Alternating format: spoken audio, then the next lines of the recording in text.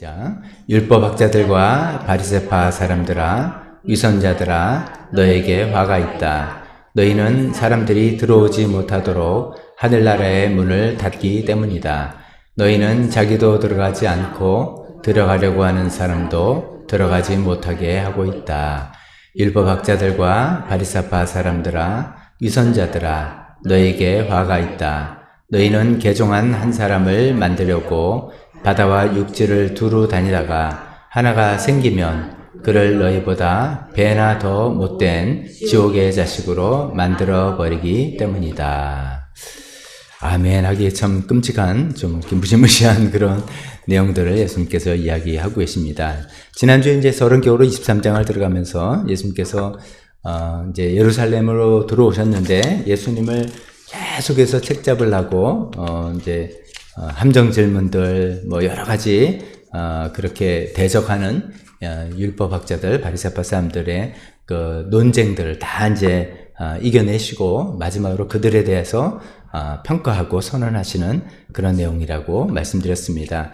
그러면서 이제 지난주에 이제 서론격으로 23장 이야기를 하고 오늘부터 본격적으로 이제 화 있을진저 화가 있다라고 하시는 그런 내용들을 우리가 살펴보겠습니다. 먼저 그 예수님께서 화가 있다라고 하시는 그 화가 뭔지 잠깐 설명을 해드리겠습니다. 이 화는 이제 불화 아니고요, 재앙을 뜻하는 재앙 화자 이거죠. 이제 마태복음 보면 우리가 처음에 앞부분에 보면 우리 너무 은혜되는 말씀이 있습니다. 팔복의 말씀입니다. 마음이 가난한 자는 복이 있다.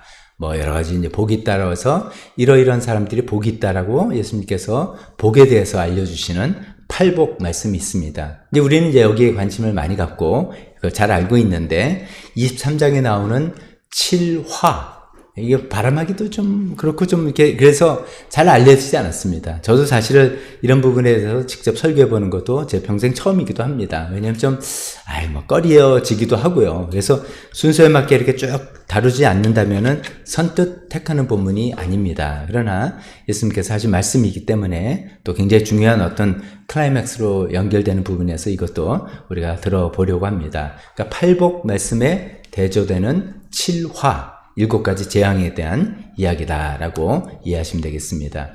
여기서는 예수님께서 화 있을진저 화가 있겠다, 화가 있다라고 이야기하는데 영어 단어는 W-O-E, wow라는 그런 단어입니다.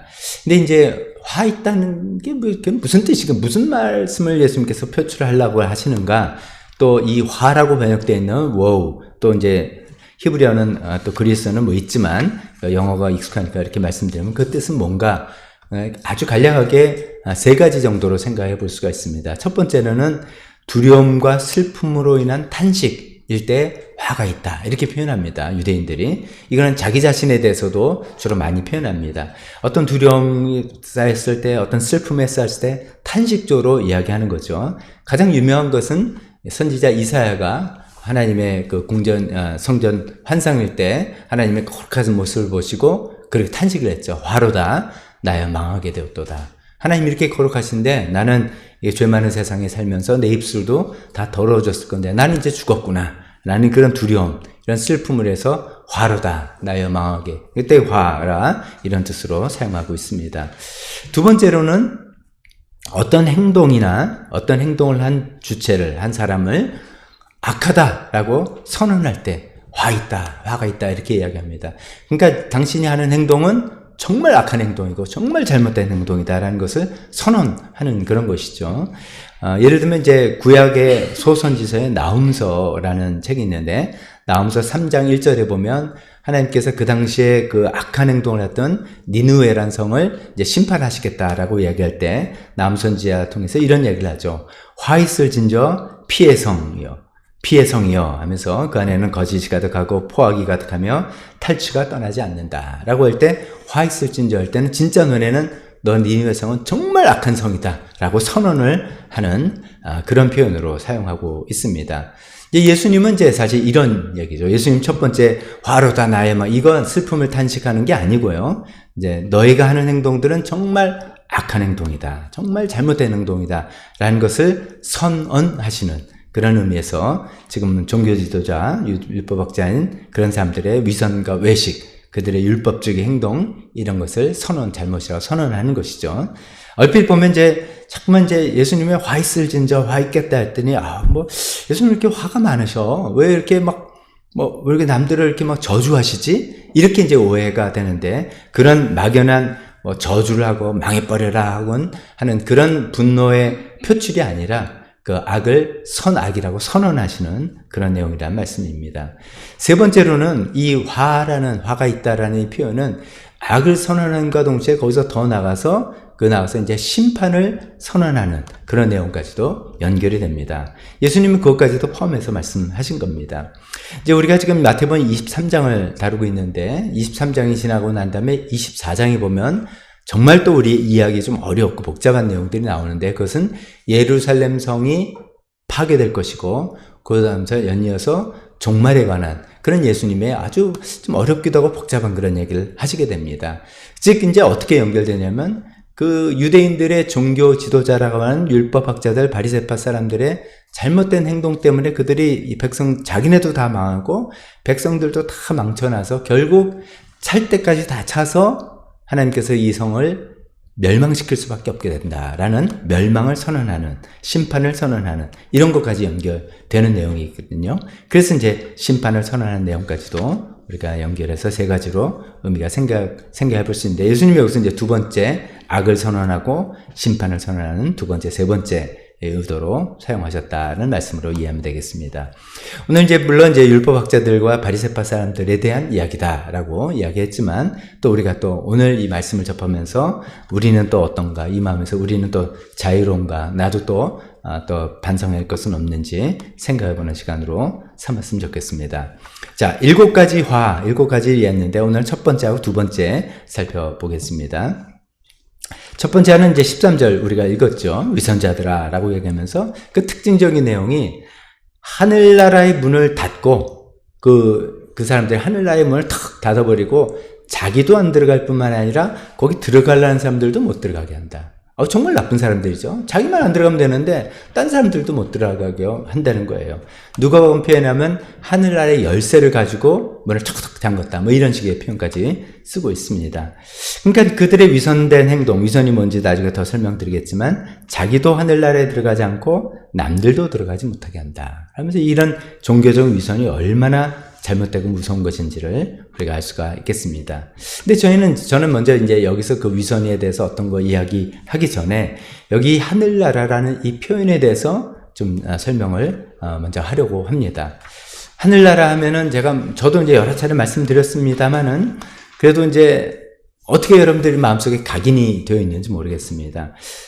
이게 이제 죽어서 가는 천국을 두고 이야기하는 게 아닙니다. 1차적으로 그 얘기가 아닙니다. 이제 우리가 그냥 대충 읽으면, 그 사람들 나쁜 사람이네.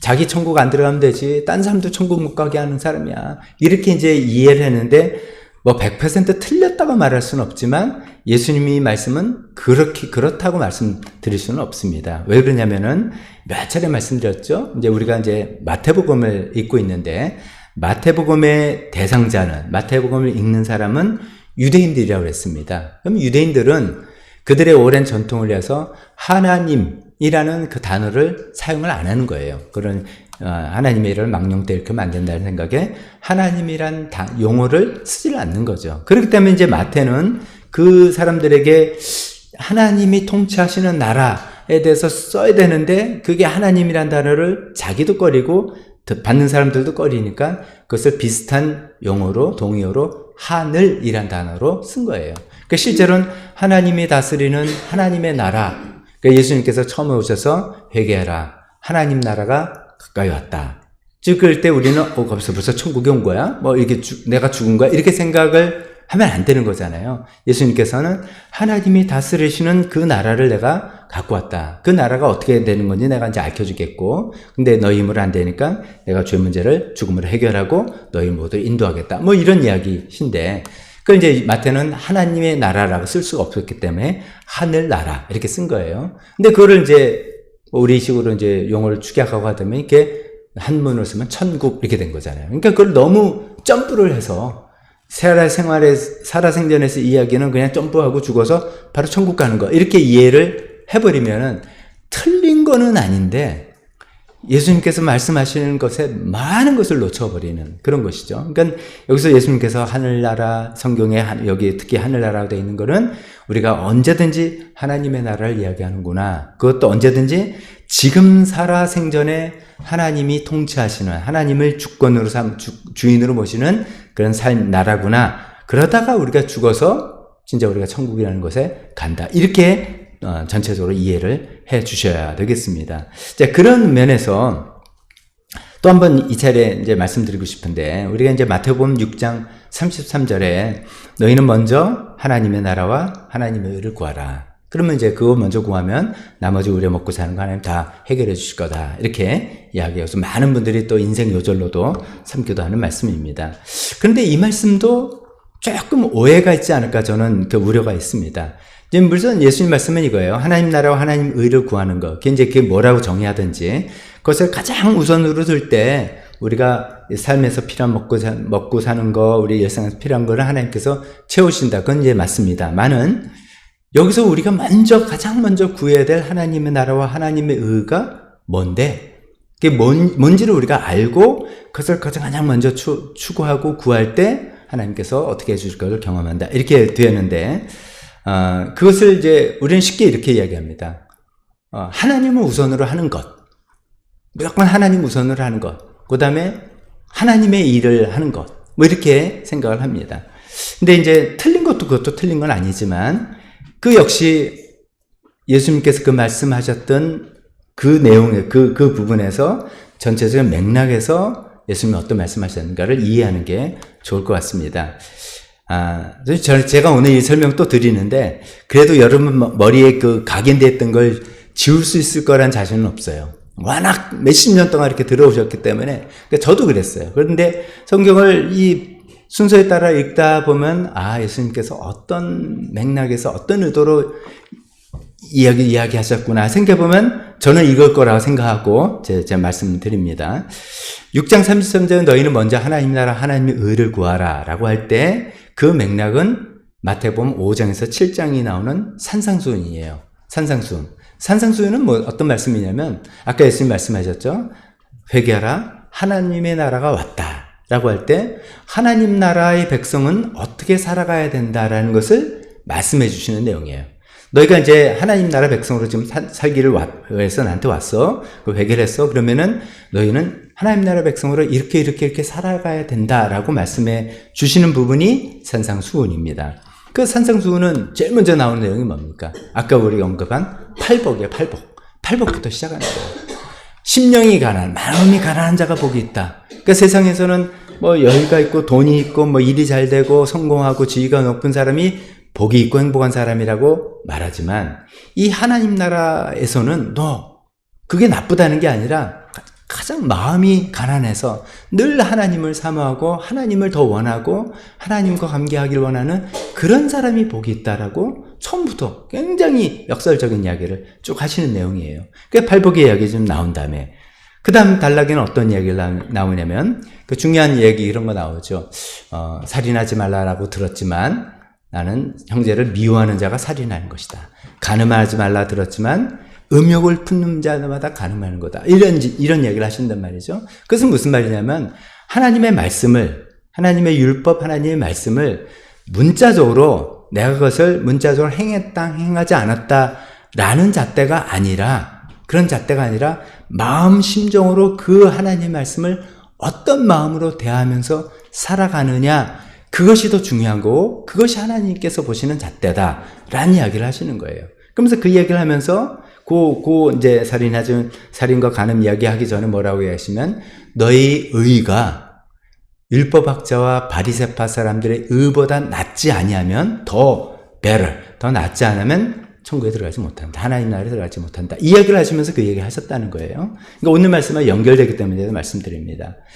그러니까 율법학자들과 바리새파 사람들은 살인 안 했어요. 한 명도 죽이지 않았어요. 간음 한 적이 없어요. 도둑질 안 했어요. 그래서 계명을 다 지켰다고 생각하는데 예수님은 진짜로 하나님 나라의 백성은 행위를 보는 게 아니라 그 마음의 중심과 동기와 이런 거를 본다. 근데 그것이 하나님 앞에서 올바르게 되는 것이 바로 하나님 나라의 의다. 하나님 나라 백성의 의다. 라고 이야기하시는 거죠.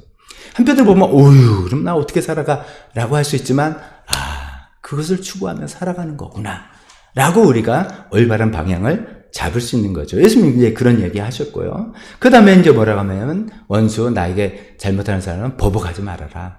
원수를 오히려 사랑해라. 그런 얘기 하시고 그 다음에 또 이런 얘기 해서 구제하고 기도하고 금식하는 거. 이거 유대인의 3대 덕목 종교적인 덕목인데 그런 거 할 때 사람들의 시선 의식해서 하지 말아라. 하나님만 의지하면 하나님만 바라면서 살아. 이거죠. 그래서 기도할 때 장터에 서서 멀리 서서 막 소리를 내면서 하는 기도 틀렸다가 아니라 그 마음의 동기가 틀린 거예요. 내가 기도할 때 사람들이 나는 정말 기도 많이 하는 경건한 사람, 거룩한 사람을 알아보겠지? 라고 해서 그런 식으로 기도하거나 그런 식으로 구제하거나 그런 식으로 금식하는 표시를 다 내고 지금 39일째예요. 뭐 이렇게 막 광고하고 이렇게 하지 말아라. 라고 하면서 오히려 하나님만 의식하면서 하라는데 그 하나님 뭐라고 예수님 말씀하시면 은밀한 곳에 계시는 하나님, 숨어서 계시는 하나님. 지금 무슨 뜻이냐면은 내가 좀 기도했다고 금방 반응하시는 하나님이 아니라는 거예요. 내가 금식했다고 뭐 금방 칭찬이라고 뭐가 되는 하나님이 아닌 것 같아요. 하나님 숨어 계셔서 막 내가 하는 거 보시긴 보시는 거야? 이거 제대로 하나님 알고 계시는 거야? 왜 반응이 없어? 이렇게 생각할 정도로 숨어서 계시는 하나님. 그런데 그 하나님만을 내가 계속 관심 갖고 하나님과 교제하고 나아가는 금식과 기도와 구제를 하라. 그게 하나님 나라 백성의 추구하는 삶의 모습이다. 이런 이야기 하시죠. 그러면서 그 다음에 주기도문 이야기하시죠. 주기도문 뭐 정치 다 얘기하지만 강조하고 싶은 건 용서죠. 용서를 하는 거 이야기하고 그 다음에 염려하지 마라. 들의 백합을 봐라, 공중의 새를 봐라, 뭐 이런 이야기 하시면서 그 염려하지 말라는데 왜 염려하지 말라면 하나님을 신뢰하면서 사는데 하나님은 너희 먹여 살리는 거 안 하겠느냐? 걱정하지 마라. 그래서 염려하지 마라. 이런 얘기를 하시는 거죠. 이렇게 이제 팔복의 말씀서부터 여기까지 쭉 나오시면서 6장 33절이 나오는 겁니다. 그러면서 먼저 그런 하나님의 나라와 그런 하나님의 의를 구해라.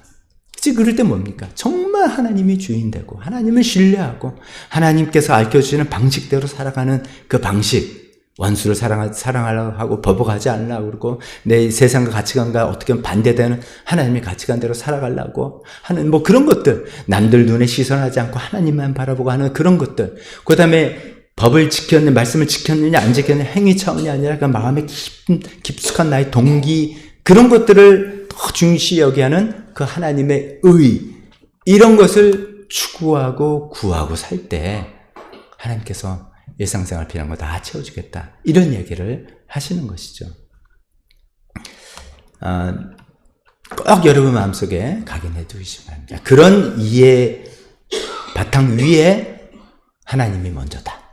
내가 무조건 하나님이 먼저고 그런 바탕 위에 내가 하나님의 일을 하는 거죠. 뭐 전도도 하고 선교도 하고 뭐도 하는 그렇게 돼 나가기를 바랍니다. 자, 그런 맥락에서 지금 이제 첫 번째 이 화가 있다고 한 사람들이 하늘나라에 자기도 안 들어가고 들어가려는 사람들도 못 들어가게 한다는 것은 어떻게 얘기하냐면요.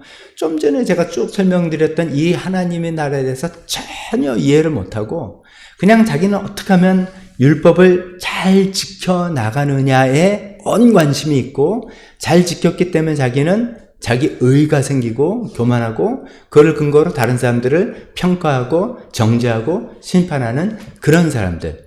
그러니까 하나님의 나라하고는 전혀 관계없는, 하나님 나라하고는 전혀 맞지가 코드가 안 맞는, 그래서 하나님 나라를 자기는 안 들어가는 사람이라는 거예요. 즉 우리가 말해서 천국 그렇게 좋은데 왜 안 들어가? 그게 아니라 천국이 뭔지를 영 잘못 알고 있는 거예요. 이들은 하나님 나라를 완전히 잘못 이해하고 있으니까 안 들어간다기보다도 하나님 나라 엉뚱한 데 들어가 있는 그런 것이죠.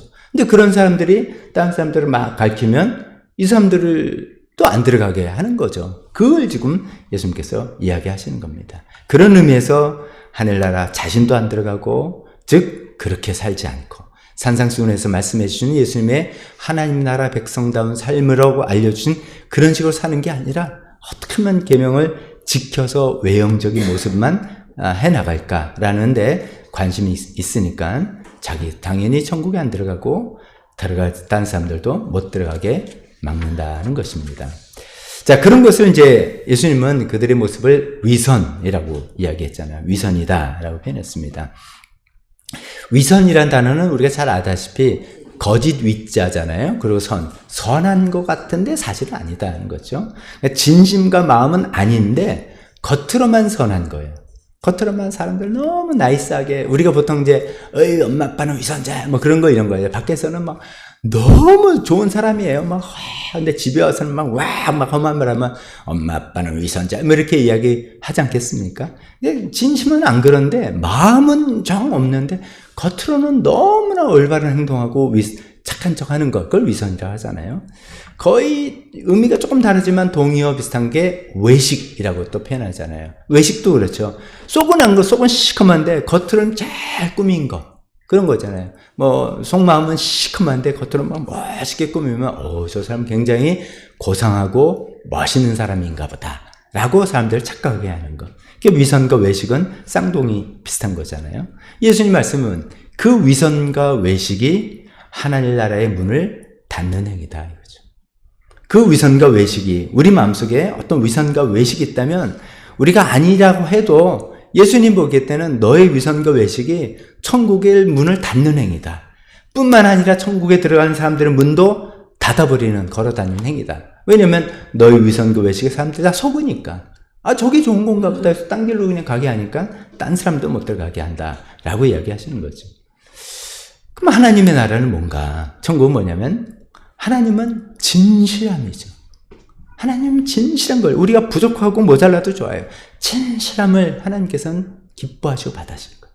하나님은 표리 부동이 아니라 표리 일체, 표, 겉과 리, 속이, 겉과 속이 다른 거, 그게 위선, 외식이기도 하죠. 그게 아니라 표리 일체, 내가 모자란 대로, 내가 기뻐하면 기뻐한 대로, 근심하면 금심한 대로, 그걸 또 누리치고, 어떻게 속은 아니면서도 겉은 그럴듯하게 포장하고 괜찮은 척하고, 더 나가서 속에 대해서 관심이 없는. 사실 이제 바리새파 사람들의 문제가 예수님은 그거죠. 속에 대해서는, 즉 하나님의 마음과 하나님 관계에 대해서는 영 관심이 없고 겉으로 치장하고 사람들에게 보이고 그것으로 인해서 누리는 지위와 존경과 이런 것들에만 관심이 있는, 그러니까 하나님 나라하고는 코드가 영 안 맞는 이런 것들이라는 것이죠. 그러다 보니까 우리 지난주에 살펴본 것처럼 율법을 지켜야 돼. 근데 율법 지키는데 보니까 율법이 좀 엉성하네. 너무 원론적인 이야기만 있어.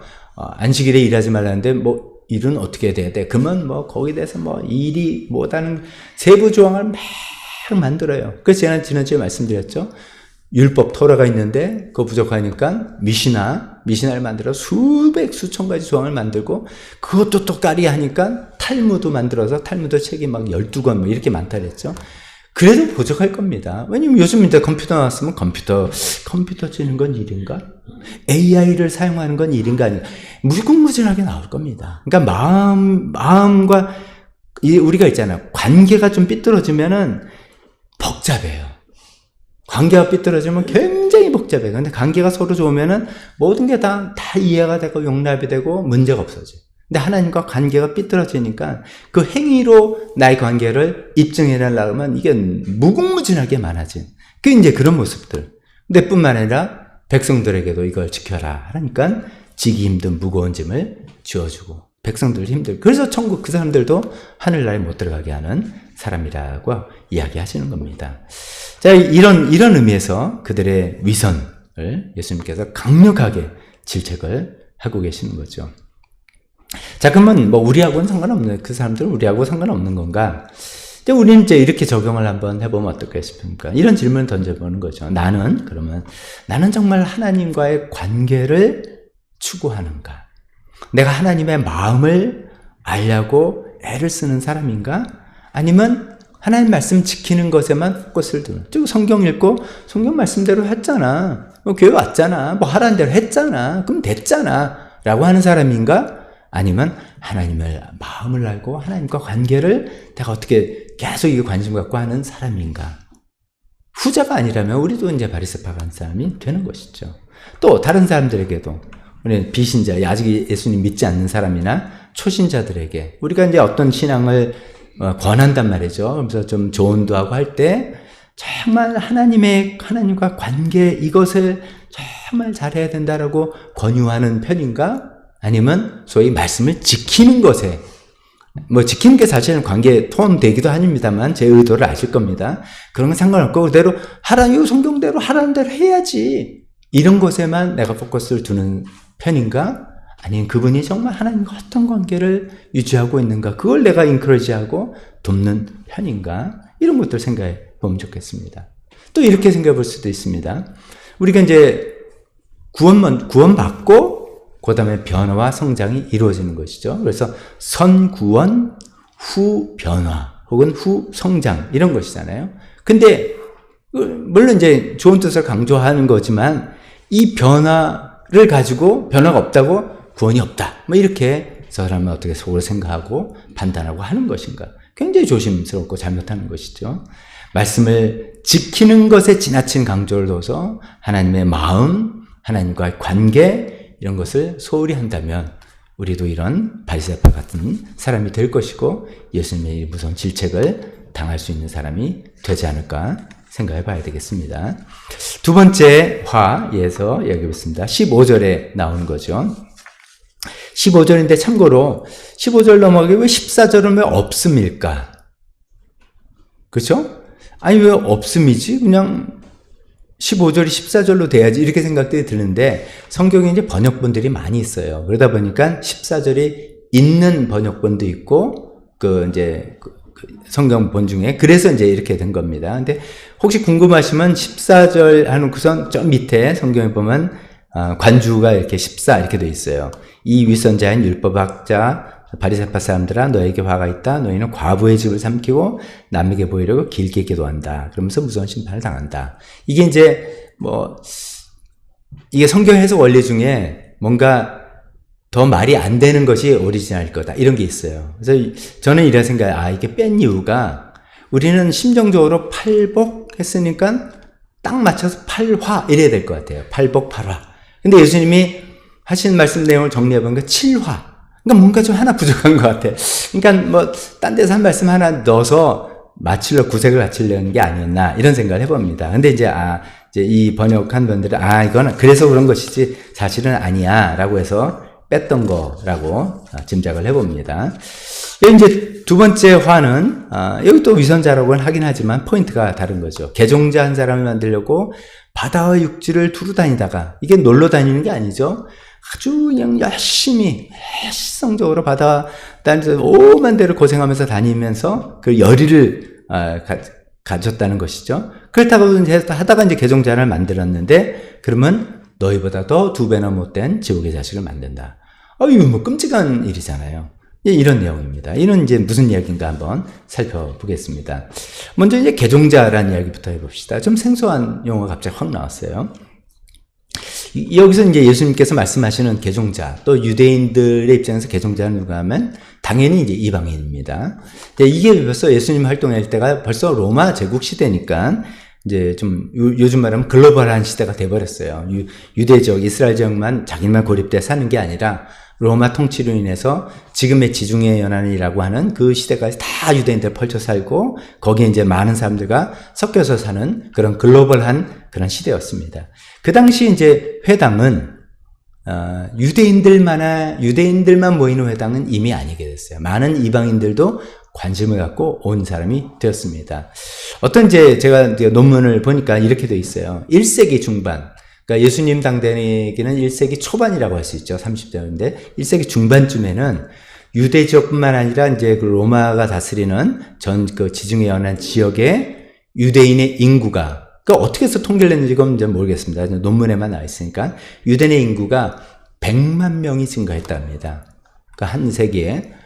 그거는 자연 출생률로서는 설명이 안 되는 거예요. 그거는 이제 무슨 말이냐면 그만큼 개종한 인구, 이방인이었는데 유대교로 개종해서 유대인이 된 인구가 급격히 늘어났다라는 그런 자료입니다. 그럼 이제 왜 이렇게 됐는가 우리가 궁금한데 이제 유대교는 아시다시피 이제 유대교, 기독교 뿌리가 같다면 유일신이죠. 하나님인데 로마 시대, 로마 지역에서 했던 많은 사람들은 대부분 다 다신교란 말이죠. 다신교이면서도 어떻게 보면 좀 도덕적인 수준이나 그 고상함이나 이런 것들이 좀 천박한 그런 종교도 굉장히 많아요. 그러니까 사실 이제 우리나라의 무속신앙도 도덕적인 수준에 보면 굉장히 좀 수준이 낮죠. 도덕적인 높이나 이런 건 없죠. 그냥 우리에게 복을 주는, 화를 면하게 해주는, 이런 단순한 구조로 이야기되는 거죠. 그래서 이제 그 당시에 이제 많은 그 로마 지역에 있는 사람들이 자기네 믿던 종교 막 이렇게 하다가, 근데 그거 좀 위치해. 뭐, 그러기도 하고, 뭐, 염증을 느끼기도 하고, 특히나 뭐, 성적으로 굉장히 문란하고, 뭐, 이런 것도 많고, 그런 것이죠. 그러다가, 유대인들을 이제 보게 된 거예요. 유대인들을 접하게 돼서 이야기해보고 이렇게 장사를 같이 하든지 같은 지역에서 이렇게 접해봤는데 보니까 이 사람들이 굉장히 신선함을 느낀 거예요. 이 사람들은 신이 하나밖에 없대. 낯설긴 하지만 들어보면 맞아, 그럴 것 같아. 뭐 한 분 신일 것 같고 뭐 이런 생각이고, 근데 그들이 더 매력적인 거 그들의 삶이에요. 유대인들의 삶이. 우리는 지금 뭐 너무나 바리새파 사람들이 율법주의자다 막 이렇게 지금 비판을 하지만 또 저쪽에 있는 사람들 보면은 얼마나 정결하고 거룩한, 즉 분리된 삶입니까? 그들은 날도 분리해서 안식을 딱 분리해서 그날은 거룩하게 지키고 뭔가 좀 있어 보이는 거예요. 그리고 음식도 함부로 안 먹어요. 우리는 먹을 수 있는 음식, 먹을 수 없는 음식. 이유는 뭐 잘 몰라도 야, 그거 굉장히 멋있는데? 그래, 사람은 저런 절제가 있어야지. 그러니까 성적으로도 순결해. 뭐 그걸 좋아하는 사람도 있겠지만 그런 것들에 여러 가지 복잡한 일 때문에 골치 아픈 대로 그래, 이래야지. 뭐 이런 것들에 있어서 점점 유대교의 매력을 느끼게 되는 거예요. 그래서 회당에 오게 되고 참석을 하게 되는 거예요. 그 중에서 이제 그냥 참석만이 아니라 이제 유대교가 거기에서 이제 많이 개방적으로 됐던 것이죠. 나는 진짜 그러면 유대교로 개종을 해야 되겠다, 이런 사람들이 생기기 시작해요. 그럼 유대교로 이제 개종하려면 남자의 경우 할례를 받아야 됩니다. 그리고 이제 유대교로 개종했다는 어떤 정결례, 뭐 이제 깨끗하게 씻는 뭐 이런 거겠죠. 그런 걸 해서 이제 정식으로 유대교로 개종을 하는 거예요. 근데 이제 그렇게 정식으로 개종을 하게 되면 이제 정식 유대인이 되는 거예요. 혈통은 이방인이라도 유대인이 되는 거예요. 그래서 모든 종교의식에 참여할 수 있고, 또 유대인으로서 그들의 네트워크, 인적 네트워크라든 여러 가지 공동체 특권을 누리게 되는 유대인이 되는 것입니다. 근데 이제 그 할례는 좀 큰 장애물이기도 해요. 사실 그렇잖아요. 그 다음에 음식법까지 따른다는 것도 좀 쉽지는 않아요. 그래서 대개 이제 유대 개종자들 중에 남성보다는 여성이 압도적으로 숫자가 많았다, 그런 이야기를 합니다. 좀 여성은 이제 그런 게 없으니까 쉽고, 게다가 나는 할례하고 음식법까지는 좀 아닌데, 나 심정적으로는 유대교가 너무 좋아. 근데 그것까지는 아니야. 그런 사람들을 이제 좀 약간 전문적으로 규정해서 하나님을 경외하는 사람들이란 용어로 불렀어요. God fearer, God을, 하나님을 두려워하는, 그 God은 여호와 하나님을 두고 말합니다. 그래서 이제 이 회당에는 이런 사람들이 많은 거예요. 정통 유대인도 있고, 유대교로 완전히 개종한 사람도 있고, 할례 받고 음식과 다 따르고 완전히 개종한 사람도 있고, 심정적으로 개종한 사람들도 있고, 이런 사람까지 다 있는 거예요. 유대교에서 적극적으로 이런 것들을 개방해서 개종자를 이끌어내려고 노력을 했다는 것입니다. 이제 사도행전을 보면 사도 바울이 이제 이방인 중심으로 이제 선교를 해 나갈 때 가장 먼저 간 곳은 항상 유대인의 회당입니다. 유대인 회당이면 거기에 아까 제가 말씀드린 세 그룹이 다 있고, 그들에게 복음을 전했을 때 사실은 복음을 제일 잘 받아들이는 사람이 개종자들, 하나님을 경외하는 사람들, 이런 사람들이었어요. 정통 골수 유대인들은 잘 안 받아들였어요. 근데 이제 이 사람들이 받아들이고 예수를 믿게 돼서 제자들이 되고 한 사람들이 많았습니다. 자, 이런 배경이에요. 근데 이 개종자가 이제 그런 배경이죠. 유대 지역에서만이 아니라 로마 전역에 있는 회당을 중심으로 하는 이런 적극적인 선교 활동, 포교 활동을 염두에 두고 이해하시면서 생각해 되셨습니다. 자, 그렇게 본다면 얼핏 보면 유대인들이 이 사람 선민사상이라서 뭐 다른 사람들한테 전도 안 했을 텐데, 그렇지만 시대가 바뀌어서 이제 그랬다는 말씀을 드립니다. 근데 여기서 우리가 관심 있게 본 것은 바다와 육지를 두루 다니면서 개종자를 찾는다는 거죠. 이것은 이제 그들의 열의와 성의와 수고, 희생, 이런 것을 표현하는 말이죠. 그러니까 뭐 유대적 지역에 뭐 배우고 싶으면 우리 이스라엘로 오라 그래. 이게만이 아니라 각지에 있는 회당을 통해서 그들이 개방적으로 열고 실제로 랍비들을 파송하고 실질적으로 적극적으로 이렇게 하면서 적극적으로 개종자들을 삼으려고 하는 노력이 있었다는 거죠. 그런 노력들을 다 이야기하는 것이죠. 그렇게 적극적으로 수고하고 노력해서 개종자를 만들었는데, 그래서 어쩌면 그 열정과 수고는 본받을 만도 하고 우리가 더 도전받기도 하죠. 그런데 문제는 이것이 빗나간 열심이었다는 거예요. 빗나간 열심. 왜냐하면 그렇게 개종자를 만들어서 결국 자기보다 더 못된, 예수님 표현이라면 2배나 못된 지옥의 자식을 만들어버렸다. 이게 무슨 말씀입니까? 제가 생각해보니까 아니 뭐 더 못됐다는 게 뭘까라고 생각할 때 이런 게 아닌가 싶습니다. 지금 이제 이 개종자를 만들려고 한 예수님의 비난의 대상인 바리새파 사람들이 굉장히 심한 율법주의자들이잖아요. 그리고 그런 율법자를 근거로 해서 남을 비판하고 정죄하는 그런 사람들이잖아요. 그런데 혹시 이런 표현들 들어보셨습니까? 그 주변 문화의 경직성, 이런 표현이 있고 이런 이제 현상이 있습니다. 즉 이제 우리나라 그 미국에 사신 교포들 보시면 압니다. 이제 한국에 살다가 그들이 이제 뭐 티네이저 때 미국 갔다든지 아니면 뭐 어릴 때 갔다든지 한국의 문화를 좀 알아요. 용어도 알고 아는데 교포사에 가면은 한국보다도 훨씬 한국 전통을 고수하면서 있습니다. 저희 그 미국에 있는 저희 그 형님 댁만 봐도요, 뭐 설날, 추석 철두철미하게 지켜요. 거기만 되면 한복 다 입어요. 한복 다 입고 가족 사진 찍어 보내요. 요즘 추석이라고 가족 한복 입고 사진 찍는 집안이 한국에 어디 있습니까? 거의 없어요. 우리는 그냥 글로벌화됐고 뭐 편의주의 여러 가지 막 바뀌었어요. 또 바뀌어도 돼. 우리 마음이야. 우리가 한국이야. 이렇게 바뀌어도 되는데 주변 문화라고 했죠. 주변 문화든 자기가 알고 기억했던 그거를 고수해야만 되는, 그래야지만 된다는 생각에서 굉장히 경직성이 생긴다는 그런 표현입니다. 이거는 이제 유교 중심이 중국이었는데 한국도 또 그랬어요. 중국은 성리학에서 주자학에서 명리학 뭐 이렇게 양명학을 막 바뀌어도 한국은 그때 주자학을 데리고 와가지고 갖고 와가 도입해서 그것만 계속 고수했어요. 그러다가 이제 조선이 망한 거예요. 너무 경직돼서 망한 그런 것이죠. 그런 거죠. 그렇게 해서 이제 율법주의를 그들에게 가르쳐놓으니 이제 그걸 배운 사람들은 이렇게 해야만 되는구나 라고 생각해서 자기보다도 더 심한 율법주의자가 되어서 남들을 더 비난하고 정죄하고 스스로도 그냥 하나님과 전혀 상관없는 사람들이 되어갔다는 그런 것이죠. 여기서 이제 생각해 보는 것은 열심, 수고, 정말로 귀한 덕목이에요. 정말 바다와 육지를 두루 다니면서 막 희생을 하면서 뭐 선교죠. 우리말로 하면 선교 열정으로 막 자기를 희생하면서 하는데 그것보다 어쩌면 더 중요한 게 그 컨텐츠죠. 컨텐츠. 열심히 하는 그 안에 무엇을 전하느냐. 그러니까 계속해서 이제 이 예수님 말씀에서 흐르는 맥락이 율법이라는 껍데기가 형식이 아니라 그 안에 하나님의 마음, 하나님과의 관계, 이것을 전하지 않고 열심으로 그 껍데기만 전해서 오히려 자기보다 2배로 지옥의 자식이 되는 이런 거 안 된다는 것이죠. 좀 이제 조금 우리가 과장해서 표현해 본다면 이겁니다. 교회 선교가 목적이 돼서는 안 되는 거죠. 한 영을 향한 하나님의 마음을 나누고 전하고 내가 그런 삶을 하나님의 나라의 삶을 사는 것, 이런 것이 목적이 돼야 되는데 너무 그런 것들, 교회나 선교나 이런 것들이 목적이 되다 보면 이런 두 번째 잘못을 저지를 수도 우리도 있겠다라는 생각에서 또다시 우리 마음이 돌아옵니다. 우리가 하나님 말씀을, 성경 말씀을 왜 이렇게 연구하고 막 듣습니까?